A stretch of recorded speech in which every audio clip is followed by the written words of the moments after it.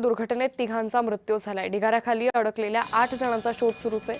आतापर्यंत 10 जणांना वाचवण्यात यश आलंय। प्रकाश आंबेडकरांकडूनही या सगळ्या ठिकाणाची पाहणी करण्यात आली। एनडीआरएफ, भारतीय सैन्य दल, पिंपरी चिंचवड महापालिकेचा अग्निशमन दल, पीएमआरडीए अग्निशमन दल, पिंपरी चिंचवड शहर पोलीस दलाच्या वतीने या ठिकाणी बचाव कार्य सुरू आहे। त्याचबरोबर या ठिकाणी रुग्णवाहिका आणि डॉक्टरांचं पथकही तैनात करण्यात आलेलं आहे।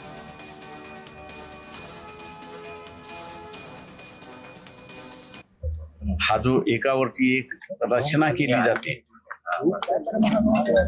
त्या रचनेच्या ह्याच्यामध्ये मग तुम्ही असणारं मिनिसिटीमध्ये कोणी लोक ठेवत नाही त्या ह्याच्यामध्ये, पण इथे असणारं लोक होती आणि पावसाच्या धोक्यामध्ये तो सगळा कचरा खाली आला आणि ते अटकले, तशी असणारी परिस्थिती आहे। याचं मॅनेजमेंट व्यवस्थित करावं लागेल असं मला एकंदरीत त्याच्यामधून दिसतंय। अप्पर पोलीस आयुक्त सर्वांनी इथं भेट दिलेली आहे। फर्स्ट डे पासून दिवसाला एक डीसीपी रँकचा ऑफिसर आणि एक डीसीपी रँकचा ऑफिसर आणि किमान 4 पे आणि बाकी आपले 50 पेक्षा जास्त अंमलदार इथं समन्वयाचं काम करतात। नाईटला सुद्धा एक डीसीपी रँक ऑफिसर आहे, एक एसीपी रँक ऑफिसर आणि बाकी सेम आपलं अधिकारी अंमलदार या समन्वयासाठी काम करत आहेत। आपलं पहिलं जे टार्गेट आहे ते रेस्क्यू ऑपरेशन करणं आहे आणि जे अडकलेले कर्मचारी आहेत त्यांना सुखरूप बाहेर काढणं हे आपलं पहिलं टार्गेट आहे।